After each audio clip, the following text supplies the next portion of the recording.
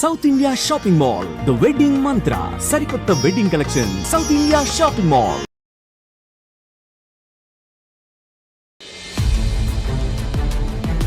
న్యాయం కావాలి అంటుంది. మరి అంత గోసేమొచ్చింది?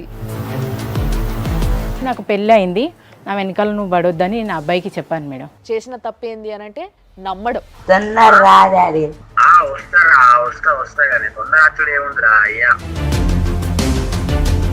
మాటలతోటి మెస్మరైజ్ చేయటం అనేది ఇతని దగ్గర బాగా ఉంది. అబార్షన్ చేపిస్తాం మేడం, నాకు ఇప్పుడు పిల్లలు వద్దు. సొంత పిల్లోడ్నే తీయించేద్దామన్నాడు. నీ కొడుకుని ఎలా చూసుకుంటాడో అనే ఒక ఆలోచన రాలేదా నీకు ఎప్పుడు? నేను కరెక్ట్ ఉంటే సరిపోతుంది, నాకు ఎవరితో నేను సంబంధం. వాళ్ళకు కూడా ఒక ఈగో ఉంటుందిగా. మిమ్మల్ని పెంచి పెద్ద చేసి మీకు ఇంత జీవితాన్ని ఇస్తే ఆ అమ్మాయిని నేను అక్కడ పెట్టుకుంటా, అక్కడ పెడతాను ఊరి దగ్గర, ఇక్కడ నేను చూసుకుంటా అని చెప్పి. ఈడొక తీస్మార్కాను సంథింగ్ ఏదో ఇట్స్ గోయింగ్ ఆన్. క్యాబ్జెమినీలో సాఫ్ట్వేర్ దానికి ట్రైనింగ్కి వెళ్తా అంటే 10 lakhs ఖర్చు. ఆమెదే కేసు నడవలేదు, నీదెంత ఆఫ్టర్ ఆల్ 4 years అని. పెళ్లిల మీద పెళ్లిళ్ళు. అంత అందగాళ్ళ అమ్మాయిలు? అందగాళ్ళు కాదు, అంత మోసగాళ్ళు. పెద్దలందరి మధ్య పెళ్లి చేసుకోండి, పెళ్లి చేసుకునేటప్పుడు ప్రీ మ్యారిటల్ అగ్రిమెంట్ రాయించుకొని పెళ్లి చేసుకోండి. ఎంత బాధ్యత లేకుండా ఎంత ఎట్లా తయారైనరంటే మనుషులు. కానీ ఈ శృతి లేని సంసారం అంటారు చూసిర్రా, ఎట్లా చేస్తున్నారో మరి వీళ్ళ ఇంట్లో ఆ మొగుళ్ళతోని సంసారం నాకు అర్థమైతలేదు. సుమన్ టీవీ ప్రేక్షకులకి నమస్తే. ఈరోజు లైఫ్ జర్నీ అనే కార్యక్రమం చేస్తున్నందుకు నిజంగా చెప్తున్నా కదా, ప్రతిరోజు ఒక కేసు వింటుంటే గుండెలా చాలా భయం వేస్తుంది. అంటే ఎలాంటి సమాజాన్ని మనకి తెలిసో తెలియకనో తయారు చేసుకుంటున్నాం మన చుట్టూ. రేపటి రోజు ఎక్కడనో ఉన్న ప్రాబ్లం, ఇప్పుడు కరోనా వచ్చినప్పుడు వేరే కంట్రీలు ఉండే, ఇంకెక్కడనో వేరే కాంటినెంట్లు ఉండే అని చెప్పేసి అనుకున్నాం. తర్వాత మెల్లగా మెల్లగా మెల్లగా పక్కింటికి మన ఇంటికి కూడా వచ్చింది, ప్రతి ఒక్కరికి వచ్చింది. సో ఇది ఎందుకు వచ్చింది? నిర్లక్ష్యం. మనము మెయింటైన్ చేయాల్సింది ఏదైతే హైజీన్ ఉందో అది మెయింటైన్ చేయకపోవడం వల్ల వచ్చింది. సేమ్ వే ఈ సమాజంలో ఎక్కడో ఏదో జరుగుతుంది అని విన్నప్పుడే ఆ భయము, ఆ బాధ్యత మన లోపల ఉంటే డెఫినెట్లీ మన దాకా రాదు. కాబట్టి ఆ అవేర్నెస్ కోసమే ప్రతి ఒక్కరికి చట్టరీత్యా ఎలాంటి చట్టాలు ఉంటాయి, దాన్ని ఎట్లా వాడుకోవచ్చు. చట్టం అనేది ఎవరి కోసం చేసిండ్రు? మన కోసమే చేసిండ్రు, ప్రజలందరి కోసం చేసిండ్రు. కాబట్టి వాటిని ఎట్లా వాడుకోవాలి దానికోసం క్లియర్గా చెప్పే ఒక అడ్వకేట్ని, అట్ ద సేమ్ టైం జీవితం ఎంత విలువైనది, దాన్ని ఏ విధంగా లీడ్ చేయాలి, ఎప్పుడు ఎవరిని ఎట్లా నమ్మొచ్చు, ఎవరిని నమ్మరాదు, అవి ఎట్లా తెలుసుకోవాలి, ఆ లొసుగులు ఎట్లుంటాయి, ఆ టాక్టిక్స్ ఏంది, ఇలాంటి విషయాలన్నీ చెప్పే ఒక ఫ్యామిలీ కౌన్సిలర్తోని మేము చేస్తున్న ఒక అద్భుతమైన ప్రోగ్రామే లైఫ్ జర్నీ. ఈ లైఫ్ జర్నీలో ఈరోజు కూడా ఒక ప్రాబ్లంతో ఒక అమ్మాయి వచ్చింది. ఆ అమ్మాయి గురించి చెప్తాను నేను మీకు. ఈమె పాపం చాలా కష్టపడుతుంది. ఆ ఛానల్ ఈ ఛానల్ అని ఛానల్ తిరుగుతుంది, న్యాయం కావాలి అంటుంది. మరి అంత గోసేమొచ్చింది, ఏం అన్యాయం జరిగింది, ఈ ముచ్చట మాట్లాడేటందుకు అసలు ఎవరి దిక్కు న్యాయం ఉంది, ఈ పిల్లకి ఎట్లా న్యాయం చేయొచ్చు అనే విషయాన్ని ఆలోచించేటందుకు, ఒక మంచి అడ్వైస్ ఇచ్చేటందుకు మన దగ్గర ఉన్నారు అడ్వకేట్ నాగరాజు గారు. నమస్తే sir. At the same time Priya Chowdary అమ్మ ఉంది మన దగ్గర. సో మంచి కౌన్సిలరు, అన్ని ముచ్చట్లు బాగా డీటెయిల్గా చెప్పి ఒక అమ్మాయిని ఏ విధంగా దారిలో పెట్టాలో ఆ విధంగా దారిలో పెట్టే కెపాసిటీ ఆవిడకుంది. అమ్మ నమస్తే. సో మరి ఇద్దరు సమక్షంలో మనం ఇప్పుడు ఆ సమస్యతో వచ్చిన ఆడపిల్లను కూడా పిలుద్దాం. అమరామ నమస్తే. నీ పేరమ్మా? రాధిక మేడం. రాధిక. సో రాధిక, నువ్వు డీటెయిల్గా చెప్పు, అసలు ఏం జరిగింది, నీకేం అన్యాయం జరిగింది? నన్ను మ్యారేజ్ చేసుకున్నారు మేడం. ఫస్ట్ మేము చెప్పాను ఆయనకి ఇట్లా మ్యారేజ్ అయింది. ఎప్పుడైంది పెళ్ళి? లాక్డౌన్లో అయింది మేడం మాది మ్యారేజ్. నవంబర్లో మేము ఇల్లు తీసుకొని కాపురం పెట్టాం సార్ 15కి. నువ్వేం పని చేస్తావు? నేను అప్పుడు బిగ్ బాస్కెట్లో చేసేదాన్ని మేడం. అక్కడ చేసి నేను డ్యూటీ చేసుకునేదాన్ని. నాకు ఈ అబ్బాయి అక్కడ పరిచయం అయ్యాడు. మ్యారేజ్ కాలేదనుకొని నాకు ప్రపోజ్ చేశాడు ఆయన. Okay, propose. పెళ్లి కాలేదనుకో అంటే నీకు అంతకు ముందే పెళ్ళి అయింది 1 yearలోనే నాకు హస్బెండ్ చనిపోయాడు, ఒక బాబు. నా ఫ్యూచర్ ఏదో నేను బతుకుతున్నాను. ఏం జరిగింది మీ ఆయనకి? ఆయనకి కొంచెం హెల్త్ ఇష్యూ ఉండడం వల్ల వాటర్లో పడి ఆయన చనిపోయాడు మేడం. మరి పిల్లగాడు మీ బాబు? ఇప్పుడు బాబు 11 వెళ్ళి 12 నడుస్తుంది. పెద్ద పిల్లగాడే ఉన్నాడు. పెద్ద పిల్లగాడు. ఓకే. సో ఈ ఏజ్లో బాబు ఉండంగా నువ్వు బిగ్ బాస్కెట్లో పని చేస్తుంటే నీకు ఒక పిల్లగాడు కలిసిండు. అక్కడ ఆయన పరిచయం అయ్యాడు, నాకు పెళ్ళి అయింది, నా వెనకాల నువ్వు పడొద్దని నేను అబ్బాయికి చెప్పాను మేడం. అలా ఫ్రెండ్స్ లాగా 1 year మా జర్నీ అలా నడిచింది. మనం ఇల్లు తీసుకొని విడిగా పోదామని చెప్పాడు ఆయన 2020లో డిసెంబర్లో చెప్పాడు. నేను అన్నాను, నేను మ్యారేజ్ చేసుకోకుండా రాను, ఆల్రెడీ నా మ్యారీడ్, నీది అన్మ్యారీడ్, నాకు ఆల్రెడీ ఒక బాబు ఉన్నాడు, నేను అట్లా రాలేను, మ్యారేజ్ చేసుకుంటే కానీ నీ వెనకాల నేను రాగలుగుతానని చెప్పాను మేడం. ఓకే.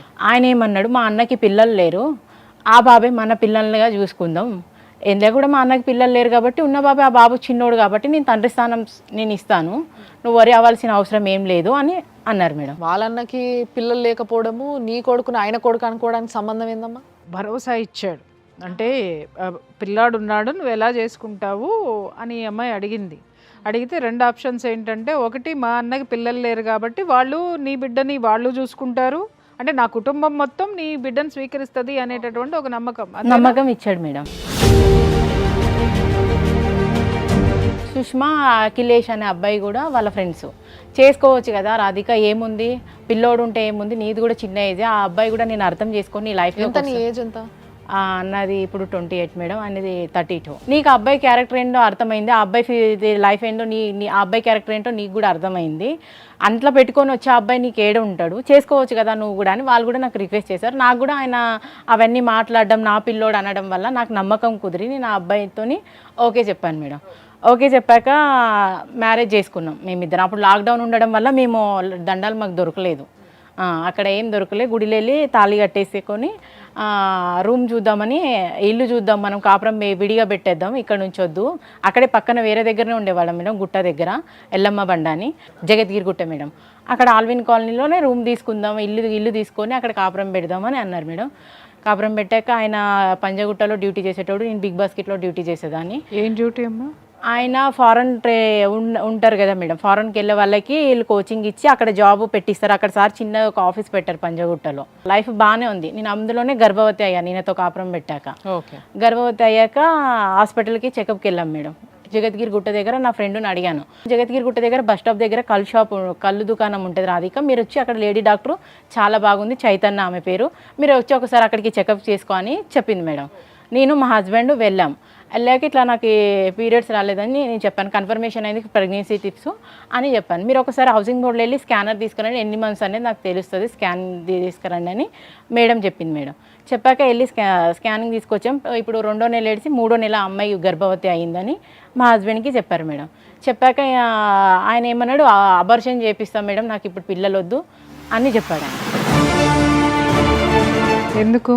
ఆయనకి అంతలోపు జాబు అక్కడి పంజగుట్ట దగ్గర మేడం జాబ్ తీసేస్తారని దీంట్లో ఉండేనంట, జాబ్ లేదు నాకు అని అన్నాడు. ఇంటికి వచ్చాక చెప్పాడు, నాకు అక్కడ ఏం చెప్పలే. ఇప్పుడు నిన్ను పెళ్లి చేసుకునేటప్పుడు అతనికి జాబ్ ఉందా?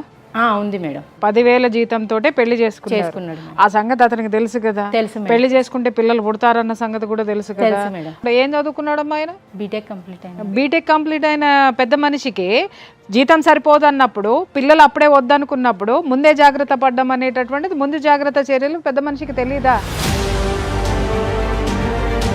నేను అబార్షన్ చేసుకోను, ఏదున్నా మనం చూసుకుందాం బాబునని నేను అక్కడ నుంచి ఇంటికి వచ్చేస్తాం మేడం.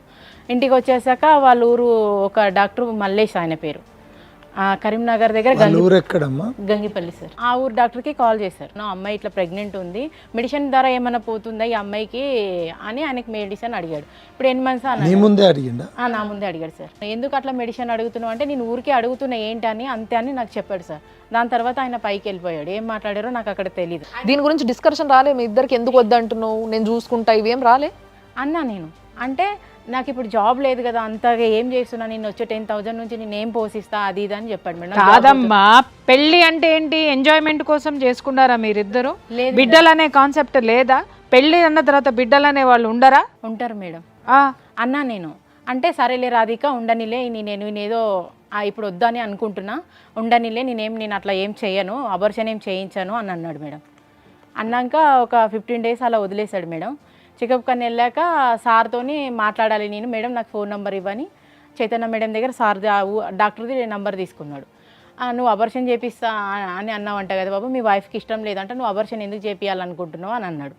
అన్నాక అవును సార్ నేను చేయాలని, అప్పటికి మళ్ళీ ఆయన డ్యూటీ వెళ్ళిపోయింది. డ్యూటీ లేదు మేడం, నేను ఒక్కదానే డ్యూటీ చేసేదాన్ని బిగ్ బాస్కెట్లో, ఆయనకి జాబ్ లేదు అప్పుడు. నీకెంతమ్మా సాలరీ? నాకు 15,000 మేడం. నేను బయట కూడా వేరే వర్క్ చేసేదాన్ని, కుకింగ్ కూడా వేరేగా అపార్ట్మెంట్లో చేసుకునేదాన్ని మేడం. అట్లా ఒక 25. కాదమ్మా, ఆడపిల్లవి బయట వంట చేసుకుంటా, పిల్లగాన్ని చూసుకుంటా, ఇటు బిగ్ బాస్కెట్ల పని చేసుకుంటా, ఇంత చేస్తున్నావు, మరి నీ మొగుడు ఒక ఉద్యోగం సంపాదించుకోలేడా? నీకు బిడ్డ బీటెక్ చదివి, అది కూడా నువ్వేం చదువుకున్నావమ్మా? నేను 5th చదువుకున్నా మేడం కర్నూలు. 5th క్లాస్ చదివి నువ్వు 25,000 అమ్మాయి సంపాదిస్తుంటే బీటెక్ చదివిన గాడిదకి 10,000 ఉద్యోగం పోగొట్టుకోవడం తెలిసింది.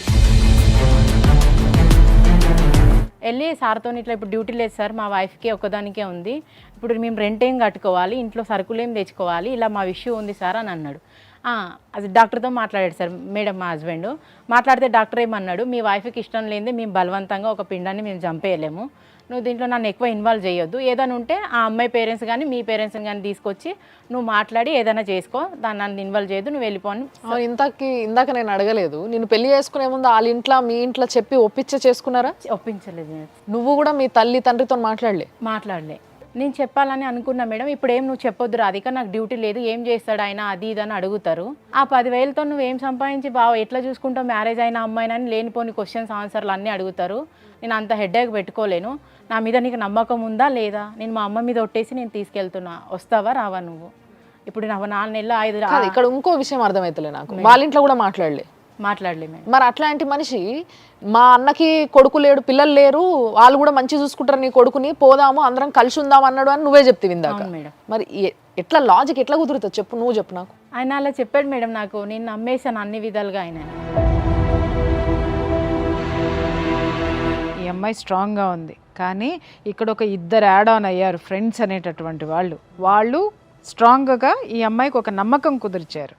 ఆ నమ్మకం కుదిర్చిన తర్వాత ఈ అమ్మాయి ఏం చేసిందంటే పూర్తిగా అతన్ని నమ్మింది. ఏంటి, వీళ్ళిద్దరూ కూడా సపోర్ట్ చేశారు అంటే నేను చేసే పని కరెక్టు అనేది ఆ అమ్మాయిలో ఒక ఆలోచన వచ్చింది. రాగానే ఇక్కడ వాడు గేమ్లు ఆడడం మొదలుపెట్టాడు. అటు వాళ్ళ పేరెంట్స్కి తెలియద్దు, ఇటు వీళ్ళ పేరెంట్స్కి తెలియద్దు. మీ ఆడపిల్లలు ఎక్కడ మోసపోతున్నారంటే, అమ్మ ఒక మగవాడు మిమ్మల్ని నమ్మించేంత వరకు కూడా చాలా అద్భుతంగా మాట్లాడతాడు. ఎవరైతే పెళ్లి చేసుకునేటప్పుడు పేరెంట్స్కి చెప్పద్దు, సీక్రెట్గా చేసుకుందామన్నటువంటివి 100కి 90 కేసులు రోడ్డు మీద పడినాయి. ఎందుకు అనంటే ఇటు పేరెంట్స్ కానీ అటు పేరెంట్స్ కానీ సపోర్ట్ చేయకపోవడం. రెండోది ఏంటంటే, ఒకవేళ సపోర్ట్ చేయడానికి వచ్చిన ఏదో ఒక పేరెంట్ ఈ వీళ్ళిద్దరిలో ఎవరో ఒకళ్ళు విడిపోవాలి అనుకుంటే రెండో వైపు ఉన్నటువంటి పేరెంట్స్ వీళ్ళకి బలమైన సపోర్ట్ ఇచ్చి విడదీయటము. నేను కరెక్ట్ ఉంటే సరిపోతుంది, నాకు ఎవరితో నేను సంబంధం అనే ఒక యాటిట్యూడ్ బాగా పెరిగిపోయింది మధ్య, పెరిగింది. ఇలాంటివి అయిపోయినప్పుడు మళ్ళీ వెనక్కి వెళ్తున్నారు. పేరెంట్స్ దగ్గరికి వెళ్తే పేరెంట్స్ ఏం చేస్తారు, మీ వివరాలు వాళ్ళకి ఏం తెలుసు, మీరేం మాట్లాడుకున్నారు ఏం తెలుసు, మీకేమవుతాయి. ఇంకొకటి, వాళ్ళకు కూడా ఒక ఈగో ఉంటుందిగా, మిమ్మల్ని పెంచి పెద్ద చేసి మీకు ఇంత జీవితాన్ని ఇస్తే వాళ్ళని కాదనుకుని ఎవడో ముక్కు మొహం తెలియనాన్ని నమ్మేసేసి వాడి చేత మీరు 3 ముళ్ళు ఏం చేసుకున్న తర్వాత ఆయన కూడా ఎప్పుడు చెప్పాలనిపించలేదా తల్లికి? మరి ఒక్కదానికి అన్నారు నాకు వేరే మ్యారేజ్ చేస్తాము అంటే, నేను అన్నాను నాకు ఆ అబ్బాయిని పెట్టుకునేలా ఉంటే నేను మ్యారేజ్ చేసుకుంటాను, నాకు కొంచెం టైం ఇవ్వండి, ఇప్పుడే కదా నేను కోలుకుంది, 1 ఇయర్లోనే ఒక లైఫ్ ఇట్లా అయింది, నా ఫ్యూచర్ నాకన్నా నా కొడుకు చూసుకునేవాడు నాకు ఇంపార్టెంట్ లైఫ్లో, నాకు అట్లాంటి వాళ్ళు ఎవరైనా వచ్చారంటే కంపల్సరీ మీకు చెప్తాను, నాకు సంబంధాలు చూడొద్దని చెప్పాను. ఇక్కడ పాయింట్ దొరికిందా మీకు? నా కొడుకుని బాగా చూసుకునే వాళ్ళు వస్తే నేను ఆలోచిస్తానని. ఇప్పుడు ఈ అమ్మాయి వాడితోటి మాట్లాడేటప్పుడు ఈ కాన్వర్జేషన్లో ఈ అమ్మాయి ఆల్రెడీ చెప్పుండి ఉంటుంది. చెప్పినప్పుడు దాన్ని వాడు క్యాచ్ చేసి, ఇటు మన్నున్నాడు, ఇక్కడ నేనున్నా, అక్కడ మమ్మ నాన్న ఉన్నారు అని చెప్పేసి మొత్తం ఈ అమ్మాయి వాడి ఫోకస్ అంతా కొడుకు మీద పెట్టాడు, ఈ అమ్మాయి మీద కాదు. సో ఈ అమ్మాయి ఇమ్మీడియట్గా నమ్మింది. అందుకని కొడుకు విషయం వచ్చేసరికి తల్లిదండ్రులు కనిపించలేదు, ఇటు ఎవరు ఏమీ కనిపించలా, ఆ పిల్లవాడు మాత్రమే కనిపించాడు. నాకు అన్ని విధాలుగా నాకన్నా ఇంపార్టెంట్ నా కొడుకుకి ఇంపార్టెంట్ ఇస్తున్నాడు. సరే, ఒక తల్లిగా నువ్వు అట్లా ఆలోచించడంలో తప్పు లేదు, కానీ ఈ రోజు నీకు నష్టం జరిగితే నీ కొడుకు కూడా జరిగినట్టే కదా. ఇప్పుడు నీ మచ్చ నీ కొడుకు కూడా అంటుతుంది కదా, అది కూడా ఆలోచించుకోవాలి. సరే చెప్పు, తర్వాత ఏమైంది? మళ్ళీ తెల్లారి నేను డ్యూటీకి వెళ్ళాను మేడం. డ్యూటీకి వెళ్ళాక 4 o'clockకి రాధిక ఇంకొకసారి చెకప్ ఉందంట, మనం వెళ్దాం పదా అని చెప్పాడు. ఓకే, వెళ్ళాం మేడం. 6 కేమో వెళ్ళాం డాక్టర్. డౌట్ రాలేదు అప్పటికి? ఏ డాక్టర్? Same doctor madam. ఆయన ఎప్పటి నుంచో అంటుండు కదా, వద్దు పిల్లగాడు వద్దు, పిల్లొద్దు, ఇప్పుడు అబార్షన్ చేయించుకో అని. నాకు మామూలుగా ఏదైనా చెకప్ 2 రోజులకి చెకప్కి ఎట్లా వెళ్తారు తల్లి ఆల్రెడీ? సరే ప్రేమ గుడ్డిది కావచ్చు, ప్రేమించును పెళ్లి చేసుకున్నావు, అక్కడ వరకు బానే ఉంది. తర్వాత మళ్ళీ నీ కొడుకు గురించి, ఇప్పుడు నీ కడుపులున్న పిల్లనో పిల్లగాని గురించి కూడా ఆలోచించుకోవాలి కదా. మా సొంత పిల్లోడినే తీయించేద్దామన్నాడు, నీ కొడుకుని ఎలా చూసుకుంటాడో అనే ఒక ఆలోచన రాలేదా నీకు ఎప్పుడు? కానీ బాబుని మాత్రం ఎక్కడ కూడా నాకు డౌట్ రానట్టుగా చాలా బాగా చూసుకున్నాను నేను. నీ కొడుకు ఏమని పిలుస్తాడు ఆయనని? డాడీ డాడీ అని పిలుస్తాడు ఇప్పుడు కూడా. దీనికి ఈ అమ్మాయి లొంగిపోయిందమ్మా. మెడిసిన్ రాశారు, వామిటింగ్స్ అవుతుంటే వాళ్ళు కూడా ఒకసారి బెడ్ మీద పండుకొని చెకప్ చేయించారు. చెకప్ చేయించాక పక్క బెడ్ పైన వేసాక ఈయన ఎమోషనల్గా అయ్యి ఫీల్ అయ్యి నా దగ్గరకు వచ్చి కాలు పట్టుకొని ఏడవడం స్టార్ట్ చేశాడు. ఎందుకు ఏడుస్తున్నావు నువ్వు వెంకటేష్ అని నేను అడిగాను. ఏం లేదు, నీకు అబార్షన్ జరుగుతుంది, నీకు మెడిసిన్ పెట్టేశారని చెప్పారు. అంటే మీకు చెప్పకుండా చేయించేసి టెస్ట్ చేస్తున్నారు అని చెప్పేసి టెస్ట్ చేసేటప్పుడు మెడిసిన్ పెట్టారు మేడం. లాయర్ గారు, ఇది పూర్తిగా క్రైమ్. అది యాక్చువల్లీ ఆమె కాన్సెంట్ లేకుండా అట్లా చేయడం అనేది చాలా నేరం. అసలు నీకు తెలియదు మెడిసిన్ పెట్టినట్టు తెలియదు, ఏం తెలియదు. అది Chaitanya hospital madam. Chaitanya hospital. Doctor సంతకాలు ఏం తీసుకోలే పేపర్ పైన? తీసుకున్న అవి చింపేశాడు మేడం. ఆయన ఎక్కడ పెట్టాడో తెలియదు నాకు. కాదమ్మా, ఒక్క నిమిషం. మీరు ఆయన ఈ విషయం చెప్పి కాళ్ళపైన పడి ఏడ్స్తేనే నీకు తెలిసింది, అప్పటి వరకు తెలియదు. సార్ నాకు కానీ తెలిసిన తర్వాత నువ్వు డాక్టర్ని కానీ వాళ్ళని కానీ మీ వాళ్ళని కానీ ఎవరినైనా పిలిపించి అడిగినావా? నేను అడగలేదు సార్. ఈయనతో గొడవ పెట్టుకుంటే సిస్టర్ వచ్చింది. సిస్టర్ వచ్చి మీ వైఫ్కి ఏమన్నా బట్టలు ఉంటే మీరు తీసుకురండి ఇంటికి వెళ్ళి, అమ్మాయికి మూసపేట తరలిస్తాం మేము, ఇక్కడ అబార్షన్ కాదు మూసపేటలని చెప్పారు. ఓకే, నీకు పెళ్ళైంది, భర్త చనిపోయిండు, నీకు ఒక కొడుకు ఉన్నాడు, ఇవన్నీ భర్త చనిపోయాడు కాబట్టి ఈయనని పెళ్లి చేసుకున్నావు కాబట్టి లీగలే. కానీ ఈయనకి ఇంకేమన్నా పెళ్ళిళ్ళైనాయా? ఈయనకి మొన్న డిసెంబర్లో 16వ తారీఖు అయింది సార్. మొన్న డిసెంబర్లో అంటే నిన్ను పెళ్లి చేసుకునే కంటే ముందు నేను అడిగేది. లేదు. ఒక్క విషయం అమ్మా, నీకు అబార్షన్ అయినప్పటికీ ఈయన పెళ్లి చేసుకున్నప్పటికీ ఎంత తేడా ఉంది టైము? 4 years ఉంది, 3 years ఉంది మేడం. నేను ఉండదలుచుకోలేదు నీతో, నాకు నీ మీద నమ్మకం లేదు. నువ్వు నీ అబార్షన్ నువ్వే నీ పిల్లని చంపుకున్నావు అంటే నాకు నీతో ఉండాలని ఏమాత్రం కూడా నాకు ఇష్టం లేదని నేను రెడీ అయ్యి బయటికి వెళ్ళిపోయాను మేడం. వెళ్తుంటే అక్కడ నువ్వు ఏదైనా చేసుకుంటే అక్కడ ఉన్నది నీతో అబార్షన్ జరిగింది ఇక్కడ, నువ్వు ఎక్కడైనా వెళ్ళి సూసైడ్ చేసుకున్నా ఏదైనా చేసుకున్నా నా మీద వస్తుంది అని నన్ను ఫుల్గా కొట్టాడు మేడం. ఆయన కొట్టిండు. అబార్షన్ చేయించి పిల్ల మొత్తం పచ్చిగా అంటే అప్పటి నుంచే అతని యాటిట్యూడ్ ఏంటనేది అంటే ఓపెన్ చేశాడు, ఆ మాస్క్ ని ఓపెన్ చేశాడు. సంథింగ్ ఏదో ఇట్స్ గోయింగ్ ఆన్. అమ్మ నీకు ఒక్క మాట చెప్పు, అతనికి నువ్వేమన్నా డబ్బు ఖర్చు పెట్టావా? అవును మేడం, పెట్టాను. క్యాబ్జెమినీలో సాఫ్ట్వేర్ దానికి ట్రైనింగ్కి వెళ్తా అంటే 10 lakhs ఖర్చు పెట్టాను. 10 lakhs? 10 lakhs నీ దగ్గర ఉన్నాయని అతనికి తెలుసా? తెలుసు మేడం. అది నీ దగ్గర ఉన్నాయా, అప్పులు తెచ్చావా? నేను ఇల్లు కొనుక్కుందామని అమ్మేసి నేను అమౌంట్ పెట్టుకున్నా మేడం. పుస్తకాలు పెళ్లికి ముందే తెలుసా నీ దగ్గర అంత డబ్బు ఉందని? తెలుసు మేడం. ఆ డబ్బు కోసమే కొడుకుని బాగా చూసుకున్నాడు. ఆ డబ్బు తన పని అయిపోవాలి, తనకి సంబంధించిన కనెక్షన్స్ ఏమి ఉండకూడదని అమ్మాయికి అబార్షన్ చేయించాడు. 10 లక్షల కోసం వాడేసిన స్కెచ్. అవునా కాదా? 10 lakhs నువ్వు చేతికి ఇచ్చినావా? ఎట్లా ఇచ్చినావు? అంటే కొన్ని ఆయన ట్రైనింగ్ వెళ్తూ ఉంటే ల్యాప్టాప్ తీసుకున్నా మేడం, అలా సర్టిఫికేట్లు. అంటే వాటికి దేనికి ప్రూఫ్లు లేవు నీ దగ్గర? లేవు. నేను ఇంట్లో ఇచ్చాను, నేను హస్బెండ్గా నమ్మి ఇచ్చాను మేడం. భర్త సంసారం చేశాడు అనడానికి ప్రూఫ్లు ఏముంటాయమ్మా? ఆయన చేసినప్పుడు నా తప్పు. నేను ఆయనకి ఎలా అన్నా, నా భర్తకి డ్యూటీ వస్తే నాకు వచ్చినట్టే, నన్ను మంచిగా చూసుకుంటాడు. ఇప్పుడు నీ శరీరము పుండు చేసుకున్నావు, కొడుకుకి ఒక ఇమోషన్ బాండింగ్ అయిపోయింది ఆయనతోని. డాడీ అని పిలుస్తున్నాడు అంటే చిన్నపిల్లలు అంత ఈజీగా వేరే పర్సన్ డాడీ అని ఒప్పుకోరు, మనం అనుకుంటాం కానీ ఒప్పుకున్నాడు అంటే పాపం ఆ పిల్లగాడు ఏం ఫీల్ అయ్యిండు. మళ్ళీ మీద నుంచి 10 లక్షలు పోగొట్టుకున్నాడు. చెప్పి ఎంత ఆ పిల్లవాడిని ఎంత మార్చి ఉంటుంది చెప్పడానికి, అతన్ని ఫాదర్గా ఒప్పించడానికి, ఇతనే ఫాదర్ అని చెప్పడానికి ఆ పిల్లవాడి మనసుని ఎంత ట్రైన్ చేసి ఉండాలి, ఎంత హార్ట్ఫుల్ గా. ఒక రికార్డింగ్ కూడా ఉంది బాబు. నాకు కొంచెం ఆఫీస్ వర్క్ ఉంది, దాని మీద తిరుగుతాను నేను. నేను అత్తనే అన్నం తింటా కాబట్టి ఏం పెట్టుకోకు, సరేనా? నేను వస్తా కానీ కొంచెం టైం పడుతుంది. కొంచెం మీ అమ్మాయిని కొంచెం మాట్లాడుకుంటాను, సరేనా? వస్తా కానీ తొందర అచ్చుడు ఏముందిరా అయ్యా. ట్యూషన్కి వెళ్తున్నావా? సరే వెళ్ళు మా ట్యూషన్. అంటే ఆ బిడ్డ కూడా ఆ తండ్రి అనే ఎమోషన్ చూడండి.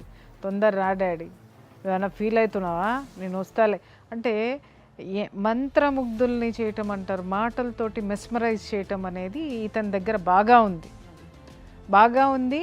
అతను కట్ చేసుకోవడం కూడా చాలా స్మూత్గా కట్ చేసుకుంటూ వచ్చాడు. ఎక్కడికక్కడ చూడండి, అతను పని అయిపోయేంత వరకు అమ్మాయితో సంసారం చేశాడు.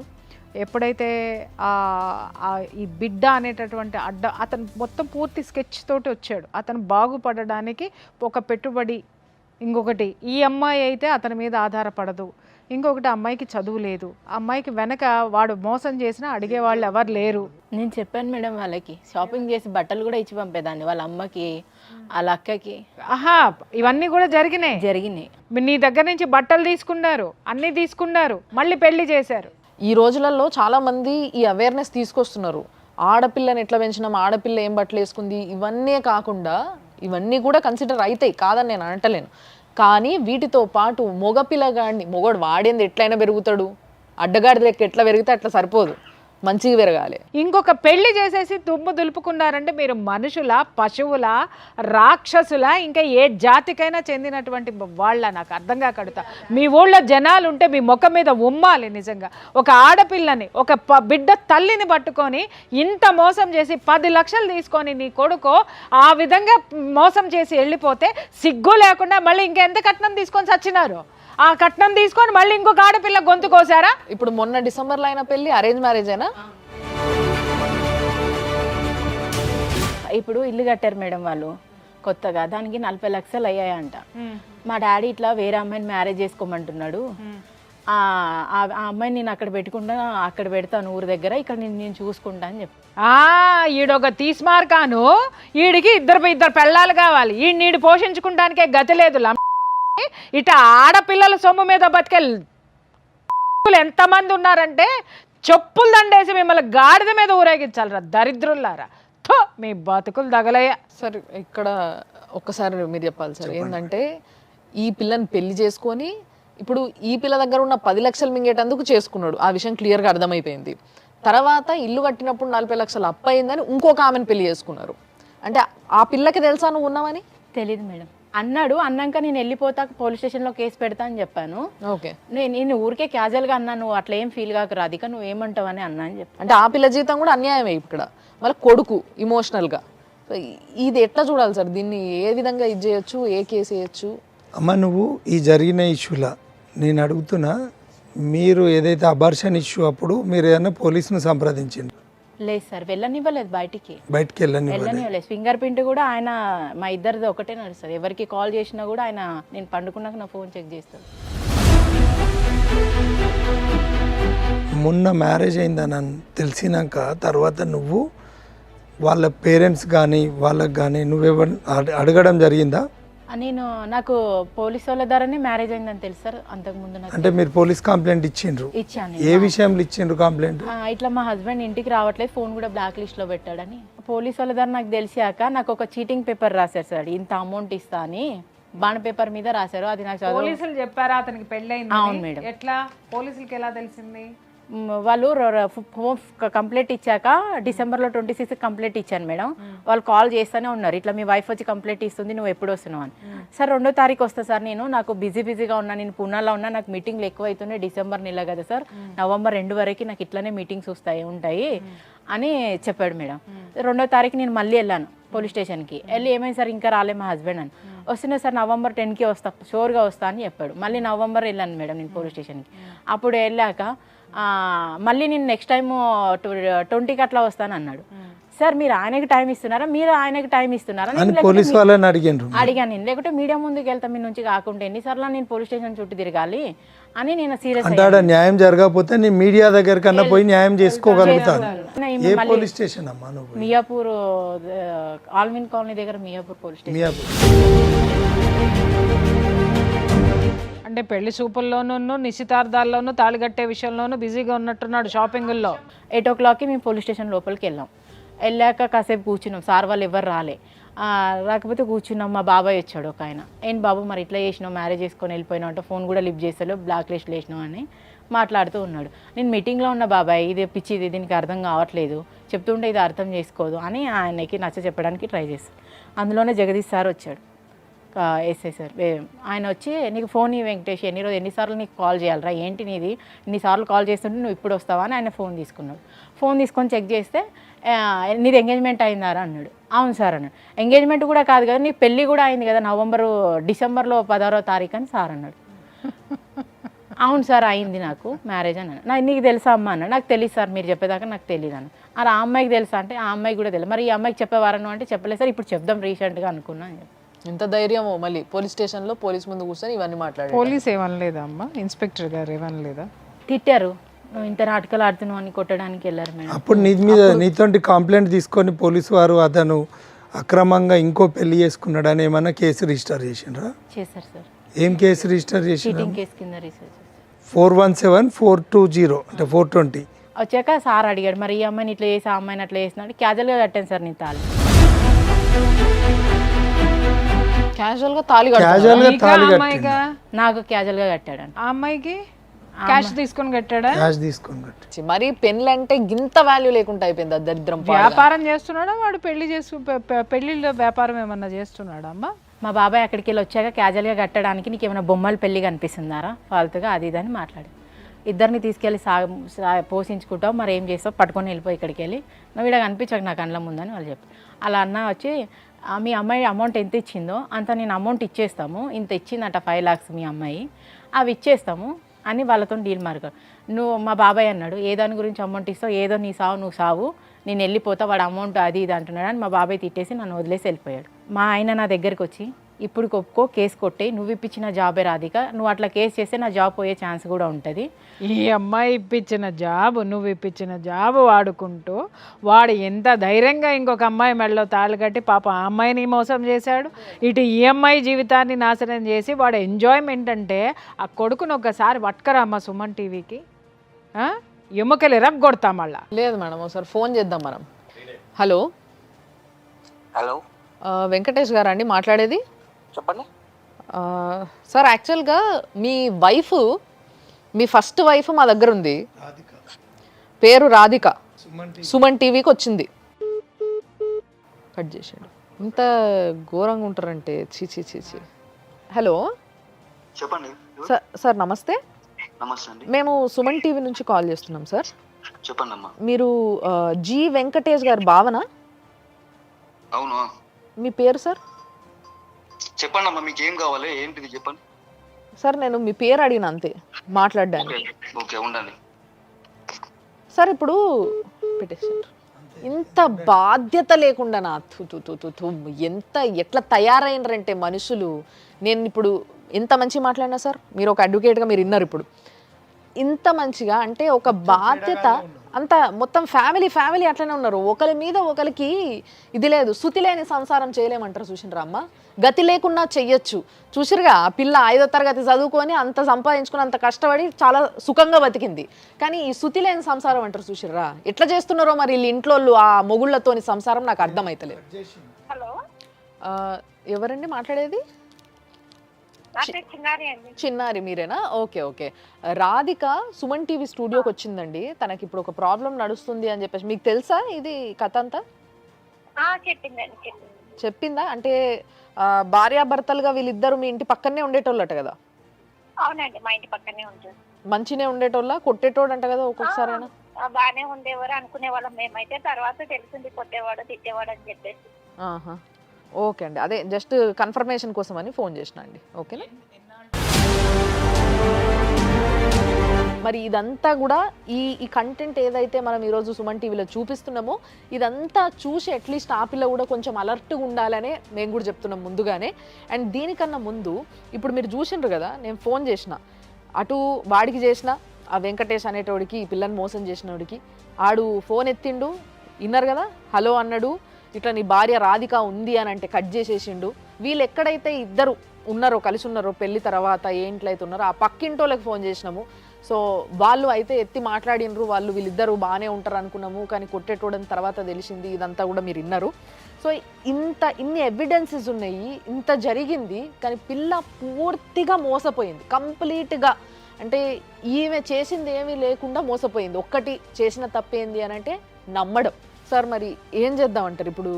ఒక 50 రూపీస్ స్టాంప్ పేపర్ మీద రాసిచ్చిండ్రు అనే దాని మీద 5 లక్షల రూపాయలు, ఇది ఆయన ఓన్ హ్యాండ్ రైటింగ్తో రాసిండ్రు అని అమ్మాయి స్టేట్మెంట్ ఇచ్చింది.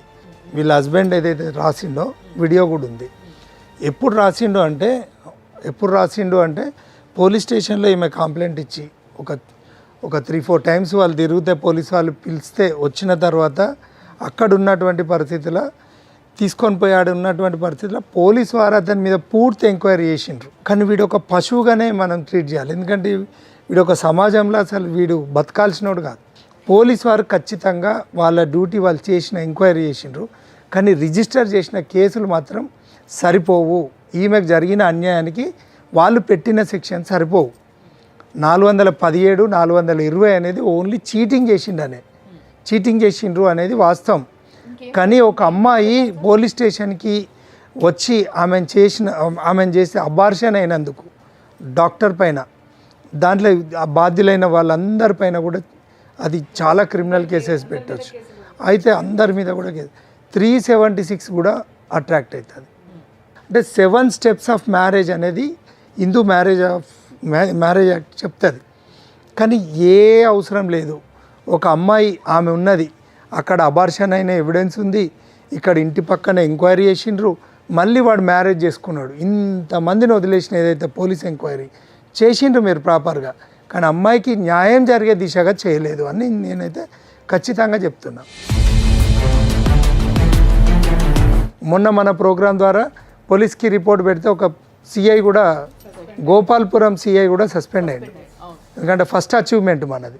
ఎందుకంటే ఆయన మన ఒక ఇష్యూ కాకుండా లాట్ ఆఫ్ అలిగేషన్స్ ఉన్నాయని చెప్పి మన ఛానల్ ద్వారా మనం పోలీస్ వారికి మనకి ఇన్ఫర్మేషన్ పాస్ చేస్తే దీని ద్వారా బ్లాస్ట్ అయితే ఒక పోలీస్ ఆఫీసర్ కూడా సస్పెండ్ అయినటువంటి సందర్భం. దాన్ని మనం సుమన్ టీవీ ద్వారా వాళ్ళకు భరోసా ఇచ్చినాం. ఒక అచీవ్మెంట్ జరిగింది. అబార్షన్ ఆమె కాన్సెంట్ లేకుండా చేయడం అనేది చాలా నేరం. అది మర్డర్ కేసు కంటే డేంజర్. దాని మీద ఒక యాక్టే తీసుకొచ్చిండ్రు. ఈ పేపర్ ఏదైతుందో ఈ పేపర్ మీద రాసినటువంటి వాడు ఎవడైతే బాధ్యులు ఉన్నారో వాళ్ళపైన కూడా ఒక్కసారి ఇలాంటివి చేస్తే సమాజంలో కొంతమందికి మీరు న్యాయం చేసినట్టు ఉంటుందని తెలియజేసుకుంటూ, మీరు చేసిన ఏదైతే సెక్షన్స్ ఉన్నాయో అవన్నీ కూడా ఆల్టర్ చేసి ఈ అమ్మాయికి న్యాయం చేయాల్సిందిగా మేము సుమన్ టీవీ తరఫున మీకు మనవి చేసుకుంటూ, ఒకవేళ మీరు చేయని పక్షంలో ఆమె పక్షాన మేము భరోసాగా నిలబడి ఖచ్చితంగా న్యాయం జరిగే వరకు కూడా మేము ఆమె వెంట ఉంటామని చెప్పి నేను ప్రామిస్ చేస్తున్నాను. మేడం, ఇంకోటి అంటే ఇట్లాంటి కొడుకును కన్నా తల్లిదండ్రులు ఎవరైతున్నారో వాళ్ళు కూడా కో-అఫెండర్సే. అంటే వీళ్ళందరూ కలిసి ఒక మ్యాచ్ ఫిక్సింగే. వాళ్ళకి మేడం 10 ఇయర్స్ నుంచి వాళ్ళ అన్న మ్యారేజ్ చేసుకున్న ఆమె ప్రూఫే లేదంట, తాళి కట్టినట్టు. ఆమెదే కేసు నడవలేదు, నీదెంత ఆఫ్టర్ 4 ఇయర్స్ అని వాళ్ళ కరెక్టే అమ్మా. 10 ఏళ్ల కిందట అంటే వాళ్ళ అన్న కూడా 2 పెళ్ళిళ్ళు చేసుకున్నాడా? ఫ్యామిలీ పెళ్ళిళ్ళ మీద పెళ్ళిళ్ళు. అంత అందగాళ్ళ అమ్మాయిలు? అందగాళ్ళు కాదు, అంత మోసగాళ్ళు. సో దయచేసి పోలీస్ వాళ్ళకు కూడా మా విన్నపం, మీరు చెయ్యాలనుకున్నారు కాబట్టి మీరు పెట్టాల్సిన కేసు పెట్టిర్రు, నేను కాదని అంటలేను. బట్ స్టిల్ ఇంకా ఏమేం చెయ్యొచ్చు? అసలు ఇంత అన్యాయంగా ఎటువంటి పాపం తెలియని ఓ పిల్లని ట్రాప్ చేసి ఇట్లా చేయడం ఎంత ఘోరమో, ఎలాంటి సమాజాన్ని మనం క్రియేట్ చేస్తున్నామో తెలిసి మనం ఊకుంటే ఎలాంటి సమాజాన్ని మనము తయారు చేస్తున్నాము అనేది ఒక్కసారి ఆలోచించాలి. దయచేసి మీరు అందరూ కూడా ఆలోచించాలని సుమన్ టీవీ తరపున నేను రిక్వెస్ట్ చేస్తున్నాను మిమ్మల్ని. సో ఇలాంటి స్టేజ్లో ప్రతిదీ కోల్పోయి సర్వం ఆయన అనుకొని బతికిన పిల్ల పరిస్థితి, ఆమె మెంటల్ స్టేటస్ ఎట్లుంటుంది, దానికి తగ్గట్టుగా మీరు తనకి ఏ విధంగా కౌన్సిల్ చేస్తారు?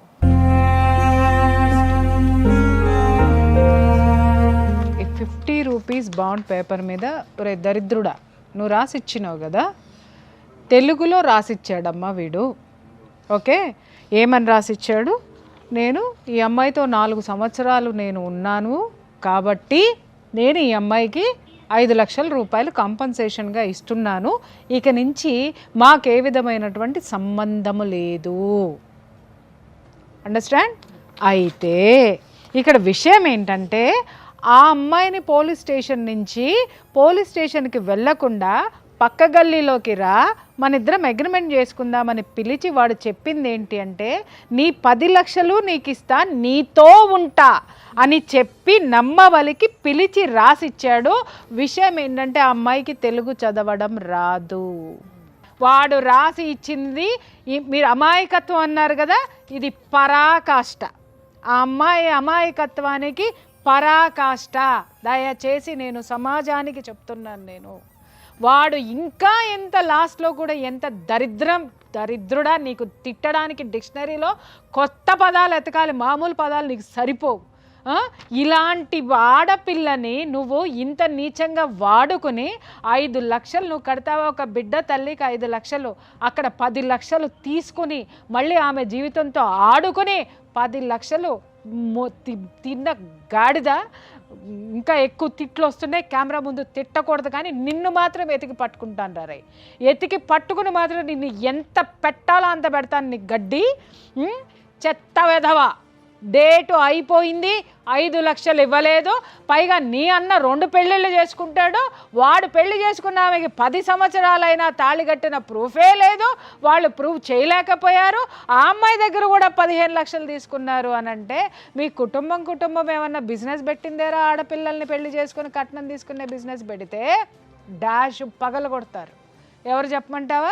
సమాజం పగలగొడుతుంది. ఇక నుంచి పగలగొడుతుంది. జరగాల్సింది కర్మో లేకపోతే నీ దురదృష్టమో. వాడు నమ్మించాడు. ఏడవద్దమ్మా, నువ్వెందుకు ఏడుస్తావు? రేపొద్దు నుంచి టీవీలో చూసుకొని ఆ దరిద్రులు, ఆ ఇంట్లో ఉన్న ఆడపిల్ల, మీకు కూడా ఒక ఆడపిల్ల ఉంది, ఈ దరిద్రుని కన్నా మా తల్లిదండ్రులకి చెప్తున్నాను, ఆ ఆడపిల్లకి ఆ ఉసురు తగలకుండా చూసుకోండి మీరు. ఈ విధంగా ఎప్పుడైనా సరే ఆడపిల్లలకి చెప్తున్నా, మగవాడు వచ్చి వాళ్ళకి చెప్పొద్దు, వీళ్ళకి చెప్పొద్దు, నిన్ను సాదుకుంటా అన్నప్పుడు పోలీసుల సమక్షంలో పెళ్లి చేసుకోండి, రిజిస్టర్ మ్యారేజ్ చేసుకోండి, పెద్దలందరి మధ్య పెళ్లి చేసుకోండి. పెళ్లి చేసుకునేటప్పుడు ప్రీ మ్యారిటల్ అగ్రిమెంట్ రాయించుకొని పెళ్లి చేసుకోండి. మేము నెత్తి నోరు కొట్టుకొని చెప్తున్నాను నేను ప్రతి ఒక్కరికి కూడా. Pre marital agreement, pre marital counselling, ego ఇలాంటి వాళ్ళకి చాలా అవసరం ఉంది ప్రీ మ్యారిటల్ కౌన్సిలింగ్. ఈ పిల్లకి జరిగిన అన్యాయంకి తప్పకుండా సుమన్ టీవీ ఎంత చెయ్యాలంత చేస్తుంది. ఇలాంటివి జరగకుండా చూడాలి సమాజంలో అన్న ఒక సమాజంలో ఒక సిటిజన్కి ఉండాల్సిన బాధ్యత ఏదైతుందో ఆ బాధ్యతని మేమైతే తీసుకుంటున్నాం, మీరు కూడా తీసుకోవాలని కోరుకుంటున్నాం. అట్ ది సేమ్ టైం మా రిక్వెస్ట్ ఏంటంటే సుమన్ టీవీ నుంచి సార్, మియాపూర్ ఈ సైబరాబాద్ సిపి అవినాష్ మహంతి గారు చాలా స్ట్రిక్ట్ ఆఫీసర్ అని విన్నా నేను. మీ దాకా వచ్చిందో లేదో తెలియదు, కానీ మీరు ఒకవేళ చూస్తే డెఫినెట్లీ ఇది సాల్వ్ అవుతుందన్న నమ్మకం మాకుంది. ఇది పర్సనల్గా సుమన్ టీవీ మీ పైనున్న మర్యాదతోని, మీ పైనున్న ఒక మీ ఎలాంటి ఆఫీసరో మీరు తెలిసి మేము పెడుతున్న రిక్వెస్ట్ ఇది. ఈ అమ్మాయి కేసుని కొంచెం చూడండి, ఈ అమ్మాయికి న్యాయం జరిగేలా చేయండి. ఇది చిన్న రిక్వెస్ట్, ఈ ఒక్క పని మీరు చేసి పెట్టండి ప్లీజ్. Please sir, please. ఇలాంటివి జరగకుండా ఉండేటందుకే ఇలాంటి ఒక ప్రోగ్రామ్ చేసినాం. ఈ ప్రోగ్రామ్ని ఈ ఏజ్ ఆ ఏజ్ అనే తేడా లేకుండా ప్రతి ఒక్కరికి చూపించండి అవేర్నెస్ కోసం. ఇట్లాంటి వాళ్ళు ఉంటారు, ఇట్లా జాగ్రత్తగా ఉండాలి అనే విషయం చాలా క్లియర్గా మేడం చెప్పిన మాటల్లో, ఇటు అడ్వకేట్ గారు ఇచ్చిన సలహాల్లో చాలామందికి చాలా నాలెడ్జ్ వస్తుంది. దానికోసం చేస్తున్నాం ఇది. కాబట్టి దయచేసి అర్థం చేసుకోండి, చూస్తూనే ఉండండి సుమన్ టీవీ.